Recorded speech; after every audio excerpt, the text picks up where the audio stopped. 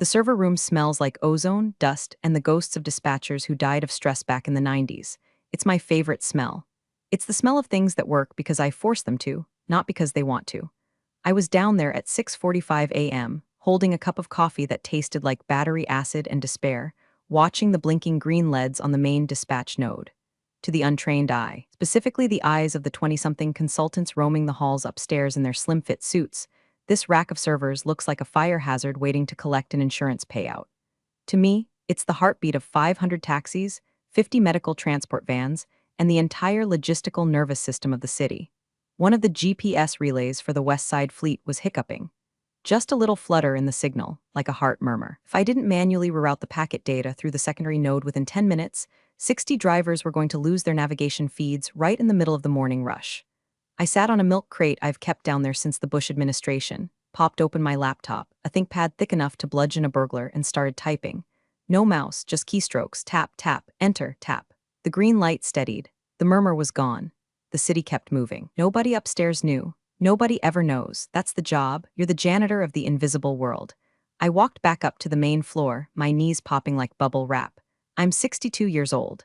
I've been the fleet systems coordinator for 24 years. I survived the transition from radio to digital. I survived the Uber invasion. I survived the great server crash of 2014 by sleeping under my desk for 3 days and subsisting on vending machine crackers. But I wasn't sure I was going to survive Kyle. Kyle is the founder's son. He's 32, wears loafers with no socks, and uses words like synergy, pivot, and optics as if they actually mean something other than I have no idea how a taxi company works. His father, Big Jim, retired to a golf course in Florida 6 months ago, leaving the keys to the kingdom in Kyle's manicured hands. Since then, the office has transformed. The beige cubicles are gone, replaced by an open concept layout that sounds like a cafeteria during a prison riot. We have beanbag chairs nobody sits in because we have bad backs. We have an espresso machine that requires a degree in engineering to operate.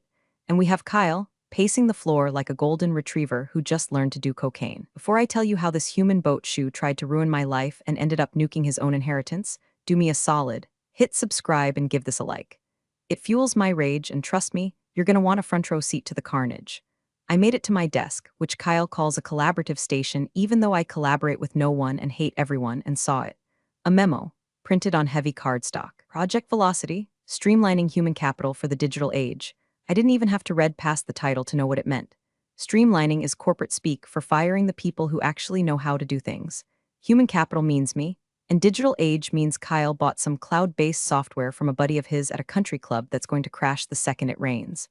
I sat down and looked at my monitors. I have 4 of them. They display the real-time location of every vehicle in the fleet. It's a map of chaos that makes sense only to me. The new modernization plan was sitting on my keyboard. I picked it up with 2 fingers like it was a used tissue. Barb, Kyle's voice boomed across the open floor plan. He doesn't walk, he struts. He bounced over to my desk, holding a green smoothie that looked like pond scum. Did you see the memo? Big things, Barb, big things. Moving to the cloud on Monday. Total migration. No more of that dinosaur tech in the basement. I looked at him over the rim of my glasses. Kyle, I said, my voice sounding like gravel in a blender.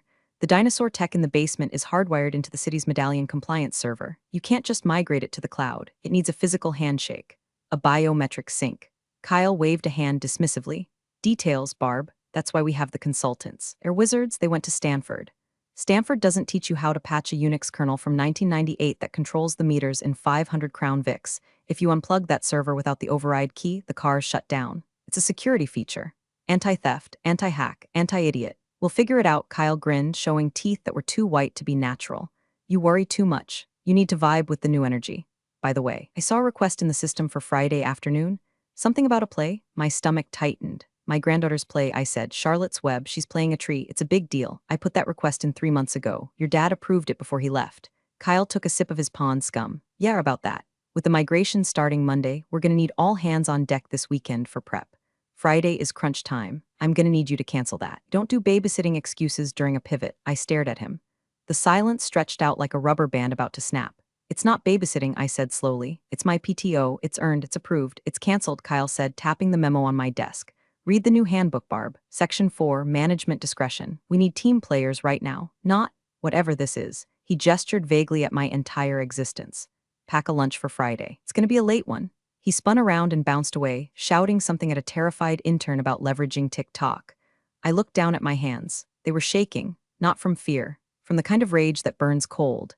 He thought I was just an old lady with a bad attitude and a thick laptop. He didn't know about the fingerprint scanner.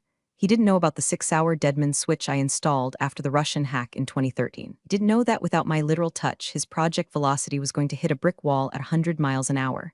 I opened my drawer and took out a bottle of antacids. I chewed 3 of them. Then I opened the command terminal on my screen. System uptime, 4,320 days. Biometric auth required in 4 hours, 12 minutes. I wasn't going to argue with him. I wasn't going to beg. I've been fixing his father's mistakes for 20 years. I've cleaned up messes that would have buried this company. But Kyle wanted to play hardball. He wanted management discretion. I looked at the blinking cursor. Okay, Kyle, I whispered to the screen. Let's see how you vibe with reality. I decided to try the diplomatic route first, which for me usually means not throwing a stapler at someone's head. I walked over to HR. HR used to be Linda, a woman who smoked Virginia Slims and kept a bottle of schnapps in her filing cabinet for emergencies. Linda retired 2 years ago. Now HR is a centralized ticket system managed by a 24-year-old named Braden who wears noise-canceling headphones and communicates exclusively via Slack, even if you are standing directly in front of him. I stood at Braden's desk. He was bobbing his head to some invisible beat, staring at a spreadsheet that I'm 90% sure was a fantasy football league. Braden, I said, nothing. Braden, I barked, using my driver is 5 hours late voice. He jumped, sliding the headphones down to his neck. Whoa, Barb, you gotta ping me first. Jump scare much? My PTO for Friday, I said, leaning on his desk, my knuckles white. Kyle says it's canceled. I have the approval email from Big Jim dated 3 months ago. Print it out, notarize it, whatever you people do, and put it on Kyle's desk. Braden sighed, the long-suffering sigh of someone who has never done manual labor in their life. Yeah, so the thing is, Kyle migrated all the approval protocols to the new dashboard yesterday. Legacy approvals, he made air quotes with his fingers, didn't transfer. It's a clean slate policy. If it's not in the new dashboard, it doesn't exist. My granddaughter exists, Braden. My time off exists. Totally get that, he said, already reaching for his headphones. But Kyle has a lock on the schedule until the migration is done. It's a war room scenario. No leaves, no exceptions. He actually flagged your account specifically. Said you're mission critical. Mission critical, I repeated. The irony tasted like aluminum foil. So I'm too important to leave, but not important enough to listen to? It's just business, Barb. You know how it is. Disruptive innovation requires sacrifice. He smiled, a vacant, corporate smile that made me want to unplug his computer and throw it into the sun. Maybe you can catch the play on Zoom? Do schools do that? I walked away before I committed a felony. The rest of the week was a slow-motion car crash. I watched the consultants, Kyle's wizards, poking around the server closet. They looked like monkeys trying to fix a Swiss watch with a hammer. I saw them tracing cables that went nowhere. I saw them unplugging the redundant power supply for the dispatch radio tower to charge their iPads. I didn't say a word. I just went back to my desk, corrected the voltage drop they caused, and kept the fleet running. Every few hours, Kyle would breeze by. Looking good, Barb. Looking agile? He didn't notice the warnings popping up on the subscreens. He didn't notice the packet loss on the north side grid. He didn't notice that the entire dispatch logic was holding on by a thread I was manually restitching every 60 minutes. Thursday afternoon, I made one last attempt. I cornered Kyle in the break room while he was trying to figure out how to work the new espresso machine. Kyle, I said, I'm going to the play tomorrow. I'm leaving at noon. This isn't a request anymore. He turned around, milk frother dripping onto his suede shoes. His face hardened. It was the first time I saw the real Kyle, not the buzzword-spouting mascot, but the entitled brat who's never heard the word no. Let's be clear, Barbara, he said, dropping the nickname. You are an at-will employee. You serve at the pleasure of this company. If you walk out that door tomorrow during a critical migration phase, you are abandoning your post. That is grounds for immediate termination. For cause, no severance, no unemployment, just a box for your cat pictures. He stepped closer, trying to loom over me. He's 5'9" on a good day. I'm 5'4", but I carry the weight of 3 decades of dealing with angry taxi drivers. I didn't flinch. You really want to play chicken with me, Kyle? I asked quietly. You don't even know how to drive the car. I own the car, he sneered, and I can hire 10 people to replace you by Monday. People who don't smell like an ashtray and actually know what Python is. Decide what's more important, Barb, your little family outing or your pension. He turned back to the coffee machine. Now, how do I get this thing to make a macchiato? I walked back to my desk. My heart was hammering, but my hands were steady. He had threatened my pension. He had threatened my livelihood. He had called my granddaughter's play a little family outing. I looked at the clock. 4:00 p.m. Thursday. I looked at the biometric scanner built into my keyboard, a rugged, military-grade reader that Big Jim had installed after we lost $1 million in a spoofing attack. It required a fingerprint scan every 6 hours to renew the encryption keys for the fleet dispatch software. If the scan didn't happen, the system assumed the coordinator was incapacitated or compromised. It would lock down. Hard. It's a dead man's switch. I placed my thumb on the scanner. Identity verified, Barbara Lewis. Key renewal successful. Next authorization required, 10 o'clock p.m. I typed in a command, a simple one. I changed the authorization interval. Instead of the usual auto prompt appearing on the main screen, I set it to run in the background. Silent, invisible. Then I set the interval to 12 o'clock p.m. Friday. Noon. Exactly when the curtain went up for Charlotte's Web. I wasn't just going to leave. I was going to pull the pin on the grenade, put it in his pocket, and walk away. Friday morning, the air in the office felt like the inside of a pressure cooker. The wizards were running around with Ethernet cables draped over their shoulders like bandoliers. Kyle was shouting into a headset, pacing back and forth in front of the master situational display, a massive wall of screens that I usually kept calm and green. Today was flickering with yellow warning indicators. Why is the latency spiking in Sector 4? Kyle yelled, refresh the cache, clear the cookies, reboot the router. He was shouting random tech words he'd heard in movies. None of those things would fix a latency spike caused by a microwave relay interference, which requires a frequency shift. A shift I usually did automatically while sipping my coffee. Today, I just watched the yellow light blink. Let it blink. I did my work quietly. I answered emails. I organized my files. I wiped down my desk with a Clorox wipe, removing 20 years of grime, coffee rings, and the invisible residue of stress. At 11:30 a.m., I stood up. I put on my coat, a heavy wool thing that smells like winter and old perfume. I picked up my purse. I didn't take my laptop. I didn't take my badge. I left them on the desk, right next to the picture of my granddaughter, Sophie. Where are you going? It was Braden from HR. He had taken off his headphones. He looked nervous. Lunch, I lied, and then I have an appointment. Kyle's gonna flip, Braden whispered. The migration starts in 2 hours. Good luck with that, I said. I walked to the elevator. I didn't look back. The drive to the school was surreal. My phone started buzzing 5 minutes after I left the building. First, it was the office line, then Braden, then the dispatch supervisor, Tony. Tony is a good guy, but he's helpless without me. I let it ring. I parked the car in the school lot. It was raining, a cold drizzle that turns everything gray, but inside the school auditorium it was warm. It smelled like floor wax and cheap popcorn. Parents were shuffling into seats, holding bouquets of flowers wrapped in crinkly plastic. It was real. It was human. It was the opposite of the sterile, buzzing hellscape I had just left. I found a seat in the back row. I wanted to see everything. My phone vibrated against my hip, a text message, then another, then a third. I pulled it out. Kyle, 12:05 p.m. Where the hell are you? Kyle, 12:07 p.m. The GPS grid is lagging. Get back here now. Kyle, 12:15 p.m. Cancel your tow or pack your desk. I stared at the screen. The lights in the auditorium dimmed. The heavy velvet curtains on stage began to rustle. A hush fell over the crowd of parents. Another text. Kyle, 12:16 p.m.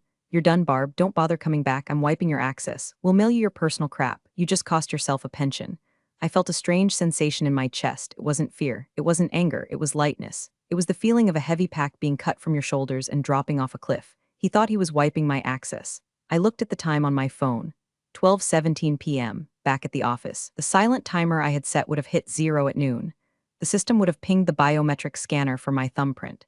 It would have waited 60 seconds for response. Then 60 more. Then it would have entered grace period level 1. By now, 17 minutes past the deadline, the system would be entering grace period level 2. This is where the dispatch logic starts to throttle. It stops accepting new ride requests to preserve system integrity while it waits for the admin, me, to confirm they are alive. I typed a reply to Kyle. My thumbs moved slowly, deliberately. Barb, I'm at the play. Sophie is a tree. She's very good. By the way, the fleet dispatcher needs my fingerprint every 6 hours. You have about 30 minutes before the fail-safe kicks in. It's hardwired. You can't bypass it without a reboot, and a reboot takes 4 hours. 500 taxis are about to turn into pumpkins.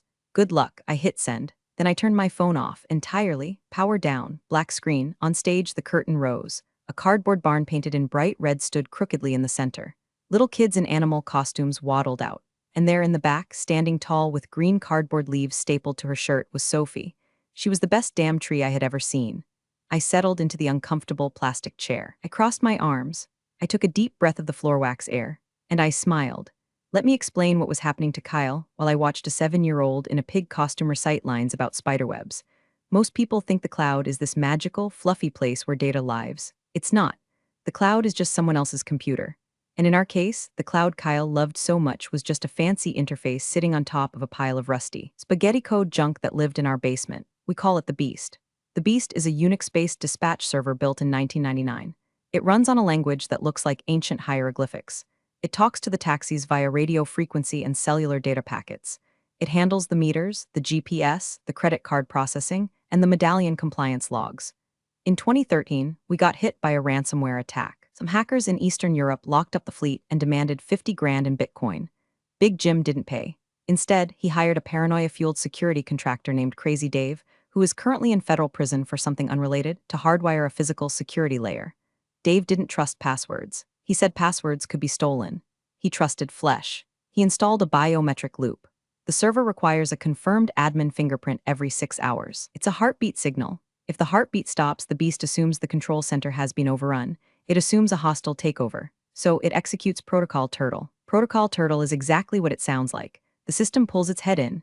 It severs connections to the outside world to protect the core database. 1. It stops sending GPS data to the apps. 2. It locks the credit card terminals in the cars to prevent fraud. 3. Sends a return to base message to every digital meter in the fleet. Kyle, in his infinite wisdom, probably saw the first warning pop up right after he fired me. Error, biometric auth timeout. Please scan admin thumb. I can picture it perfectly. He's standing there in his loafers, staring at the screen. He probably tried to click cancel. There is no cancel button. He probably tried to Control-Alt-Delete. The beast doesn't care about your Windows shortcuts. Then, he likely screamed at the consultants. Bypass it, hack it, but you can't hack a hardware interrupt from a remote terminal. You have to be at the keyboard and you have to have my thumb, or you have to rip the hardware out and rebuild the server kernel from scratch. Rebuilding the kernel takes about 4 to 6 hours. Restoring the database takes another 3. Syncing the cars takes 2 more. That's 12 hours of downtime, on a Friday afternoon, in the rain. With a major convention in town, the dental hygienists of America were swarming the city, and they tip well. Back in the auditorium, Sophie waved her leafy branches. The crowd clapped politely. I wondered if Kyle was sweating yet. I wondered if the wizards were starting to realize that their Stanford degrees didn't cover legacy hardware panic mode. I checked my watch. 12:45 p.m. By now, the first phase of Protocol Turtle would be engaging. The dispatchers. Poor Tony and the team would see their screens freeze. The maps would stop updating. The little green car icons would turn gray, then vanish one by one. The phones would start ringing. 500 drivers suddenly blind. Hey, dispatch, my meter just locked up. Dispatch, I can't process this guy's card. Dispatch, my screen says system compromised, return to base. What the hell is going on? And Kyle would be realizing that firing the only person who knows how to feed the beast was a tactical error on par with invading Russia in the winter. I reached into my purse and pulled out a roll of lifesavers. I popped a cherry one in my mouth. It tasted like artificial victory. Intermission. The lights came up. Parents shuffled around, stretching their legs and checking their phones. I saw a few frowns. Honey, the Uber app is spinning. It says no cars available. Try Lyft. Same thing, surge pricing just hit 400%. I kept my head down. I didn't want to be recognized as the architect of their inconvenience, even though technically I was just the retired architect who took the blueprints with her. I walked to the lobby to get a bottle of water. I turned my phone back on, just for a second. I told myself it was to check the time, but really I wanted to see the blast radius. The phone nearly vibrated out of my hand. 34 missed calls, 42 texts, 4 voicemails, most were from the office numbers, but one text caught my eye. It was from Tony, the head night dispatcher who was covering the day shift. Tony is a good kid. He smokes Parliament lights and has a tattoo of a carburetor on his forearm. Tony, 1:10 p.m, Barb, it's a massacre. The screens are all red, drivers are screaming. Kyle threw a chair. He's telling us to reboot the internet. I think he's crying. Please help, I felt a twinge of guilt. Tony didn't deserve this. The drivers didn't deserve this.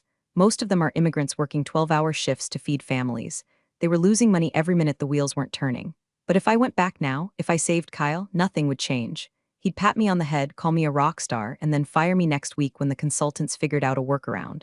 No, the fire had to burn itself out. The structure had to collapse so they could see the rot in the foundation. I texted Tony back. Barb, I can't fix it remotely. Tony, it's biometric. Kyle fired me. I'm a civilian now. Tell the drivers to switch to cash and paper logs if they can, but the meters are bricked. I'm sorry. I put the phone back in my purse. The second act was starting. Charlotte was spinning her web. Some pig, the web said. In my mind, I saw the server logs at the office. System lockdown initiated. Medallion compliance, failed. Reporting status to city regulator, pending. That was the kicker, the state compliance clause. In our city, if a taxi fleet's tracking system goes offline for more than 60 minutes, it triggers an automatic report to the Department of Transportation. It's a safety regulation. That report would have gone out at 1:17 p.m. That meant the City Hall bureaucrats were getting involved. And if there is one thing that scares a business owner more than a lost profit, it's a city council audit. Kyle wasn't just losing money now. He was losing his license to operate. I watched the spider on stage die. It's a sad part of the story. The kids in the audience were sniffling. I felt a little sad too. I had spent 24 years keeping that system alive. I had patched it with digital duct tape and love. I knew its quirks. I knew it slowed down when it rained. I knew it liked the server room to be exactly 68 degrees. And now I was letting it die. But then I remembered Kyle's face when he said, "We don't do babysitting excuses." I remembered the Project Velocity memo. I remembered the sound of his loafers squeaking on the floor. I dried my eyes. It was just allergies. The dust in the auditorium was terrible. The play ended at 2:30 p.m. Thunderous applause. Sophie bowed so low her branches swept the floor. I was the first one standing, clapping until my hands stung. Afterward, there was a cast party in the cafeteria. Cupcakes with green frosting, lukewarm fruit punch. I sat at a small table with Sophie, wiping grease paint off her cheek. "Did you see me, Nana?" she asked, her mouth full of sugar. "I saw you, baby. You were the tallest tree in the forest." My phone was buzzing again, continuous, violent buzzing. It was dancing across the cafeteria table. Sophie looked at it. "Does that work?" "Nope," I said, flipping it over. "I don't work there anymore." "Oh, does that mean you can come to my soccer game next week?" "You bet your butt I can," but I knew what was happening. At the office, the denial phase was over. Panic had set in. Here is what I learned later from Tony. Around 2 p.m., Kyle had ordered the consultants to physically bypass the biometric scanner. He thought it was just a USB peripheral. He thought they could just unplug it. Crazy Dave, the paranoid security architect, had anticipated this. The scanner wasn't plugged into a USB port. It was soldered directly into the motherboard of the controller unit, and he had wired a tamper switch into the casing. If you try to pry the scanner off or open the chassis without the admin key, zap, the kill switch triggers. It dumps the encryption keys. It wipes the local cache. It turns the server into a very expensive, very heavy paperweight. Wizards had tried to open the case with a screwdriver. Tony said there was a spark, a loud pop, and then the smell of burning silicon filled the basement. The screens didn't just freeze, they went black. The backup radio system, dead. The phones, dead. The entire building went dark. At 3 p.m., a black SUV pulled up to the school curb. I saw it through the cafeteria window. It wasn't an Uber. It was a Lincoln Navigator. I recognized the driver. It was Kyle. He had tracked my phone, or maybe he just remembered where the play was. He stormed into the school cafeteria, looking like a man who had just survived a plane crash. His hair was wild. His tie was undone. He was sweating through his dress shirt. The parents went silent. The drama teacher looked alarmed. Kyle scanned the room, his eyes wild. He spotted me in the corner, holding a half-eaten cupcake. He marched over, stepping on a discarded coloring book. "Barb," he wheezed. He sounded out of breath.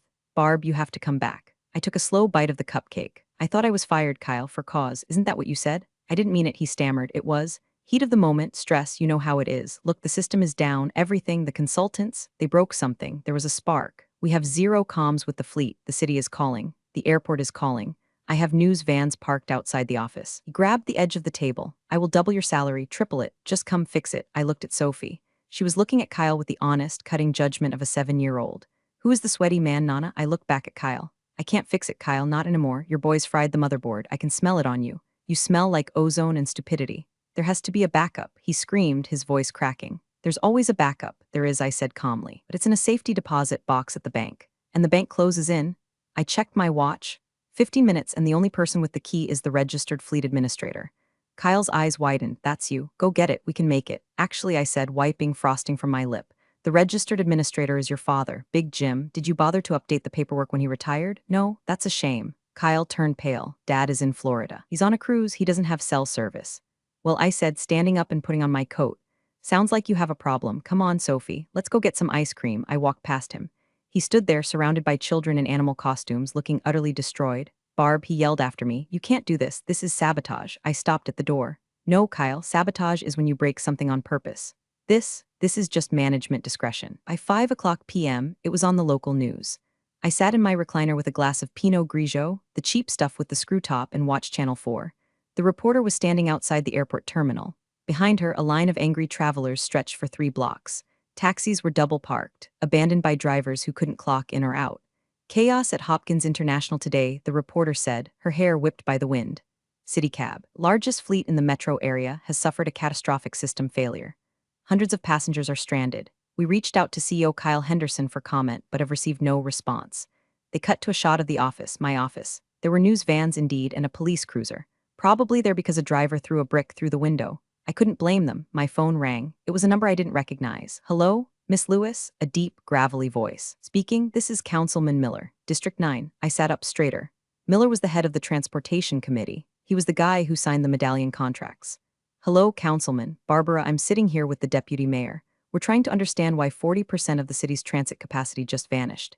I called your office and some kid named Braden told me, and I quote, the vibes are off. Is that accurate? I laughed. A sharp, barking laugh. Vibes are definitely off, Councilman. The server is fried, the backup protocols were ignored, and the expertise required to fix it was? Let go. I see, Miller said. The ice in his voice could have frozen the Cuyahoga River. Barbara, can you fix it? Not tonight, I said. The hardware is toast. It needs a full rebuild. New server, restore from cold storage. It's a 48-hour job minimum. And that's if you have the data tapes. And where are the data tapes? In a safety deposit box under James Henderson's name. Jim is in the Bahamas, Miller said. I know, I tried to call him, then you're stuck, I said. Unless someone had a personal backup, a ghost image of the drive, strictly for educational purposes, kept on an encrypted drive at home, just in case. There was a long silence on the line. I took a sip of wine. Barbara, Miller said softly. What do you want? I don't want anything from you. Councilman, you're a good customer. But Kyle needs to learn. The city runs on sweat and diesel, not vibes. He broke the machine because he didn't respect the mechanic. Until he understands that the cars don't move. I'll call you back, Miller said. I hung up. I went to my closet. In the back, inside a shoebox labeled TAX Receipts 2018, was a ruggedized external hard drive. I'm a hoarder. Digital and physical. I keep everything. Every version of the kernel, every driver log, every line of code. I had done a full mirror of the system on Tuesday, just because I had a bad feeling. I held the drive in my hand. It was heavy, cold, it was the heart of the city, and I was holding it hostage. I went back to the TV. They were showing Kyle now. He was being escorted out of the building by 2 police officers, probably for his own protection against the mob of angry drivers. He looked small. He wasn't strutting anymore. I felt a pang of something. Pity? No, it was the satisfaction of a math equation balancing out. Action, firing the expert. Reaction, total collapse. Sum, 0. I poured another glass of wine. Saturday morning. The sun came up, but the taxis didn't move. I slept in until 9 a.m. It was glorious. I made pancakes for Sophie. We watched cartoons. I ignored the news. At 10:30 a.m., my landline rang. Nobody calls the landline unless someone died or they are selling extended car warranties. I picked it up. Hello, Barb. The voice was unmistakable. It sounded like gravel tumbling in a cement mixer. It was Big Jim. Jim, I said, I thought you were on a boat. I was, he grunted. Helicoptered me to Miami. Just landed. I've been briefed. Councilman Miller called me. The board called me.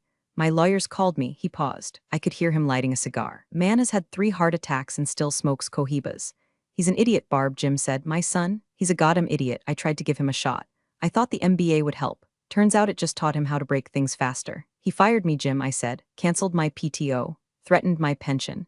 Then he fried the motherboard. I know, Jim sighed. I saw the report. The company is bleeding out, Barb. We've lost the airport contract. The medical transport contract is in breach. We're looking at millions in fines. The board wants to liquidate. That's a shame, I said, flipping a pancake. Barb, don't give me that. You have the ghost drive. Miller told me. You always were paranoid. It's why I hired you. I have it, I admitted. Name your price, Jim said. I'm firing Kyle. He's out. I'm putting the CFO in charge until we find a new CEO. But we need the system up. Today. Now. I turned off the stove. I'm not coming back as an employee, Jim. I'm done with the daily grind. I'm done with the fluorescent lights and the bad coffee. Consultant, Jim said immediately. Independent contractor. You set your hours, you set your fee. I want a written apology from Kyle, I said. Nar text, a letter, signed, admitting he was wrong, and I want it framed in the lobby. Done, Jim said. He's writing it right now. He's crying, but he's writing it. And the money, I said. It's going to be expensive. It's a weekend call-out. Emergency rates, name it. $10,000, I said. A month, an hour, I said. 6-hour minimum, plus a retainer for future maintenance. $5,000 a month just to keep my phone on. Silence on the line, then a low chuckle. You're robbing me, Barb. I'm saving you, Jim. The fines from the city are $50,000 a day. You do the math. Fine, Jim said. Get down there. Fix it. The check is already cut. I'll be there in an hour, I said. I have to finish breakfast with my granddaughter. I hung up the phone. Sophie looked at me. Was that the sweaty man again? No, I smiled. That was the sweaty man's dad. He's very sorry. Are we rich now, Nana? We're doing okay, kiddo. We're doing okay. I walked into the office at noon on Saturday. It looked like a crime scene. The collaborative workstations were littered with empty Red Bull cans and pizza boxes. The consultants were gone, fled back to whatever consultancy firm spawned them. The silence was heavy.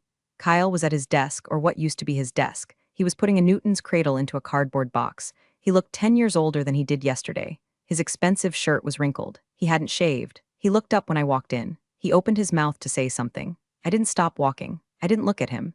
To me, he was just another piece of office furniture being moved out. I went straight to the stairs, down to the basement. The smell of ozone was stronger down here. The burnt motherboard smell. Tony was there, sitting on my milk crate, looking like he hadn't slept in 30 hours. When he saw me, he stood up. He looked like he wanted to hug me. Barb, he choked out. Thank God. Move over, Tony, I said gently. I looked at the server rack. It was dark, dead. I pulled the external hard drive from my purse. I plugged it into the secondary emergency port, the one the consultants didn't know existed because it was hidden behind a false panel I installed in 2008. I pulled out my laptop. I connected via the console cable.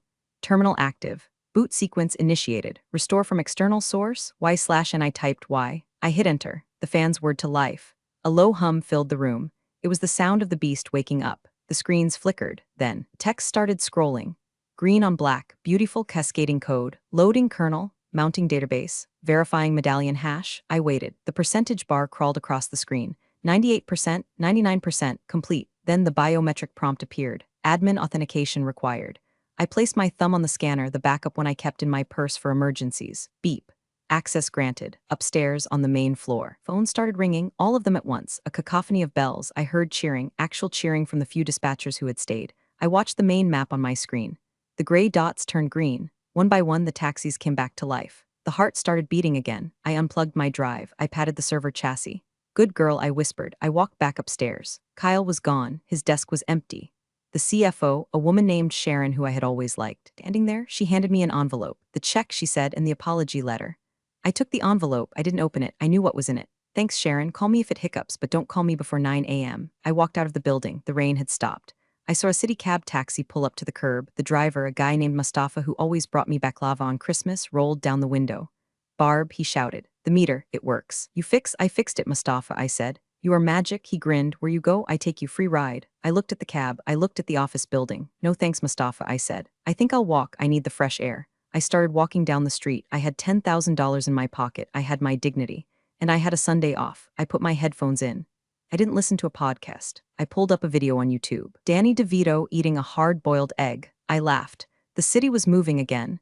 And for the first time in 24 years, I wasn't carrying it on my back. I was just walking. Big thanks for watching, you sneaky seniors. Subscribe to keep the coffee pot brewing revenge. Your ex-colleagues won't know what hit 'em.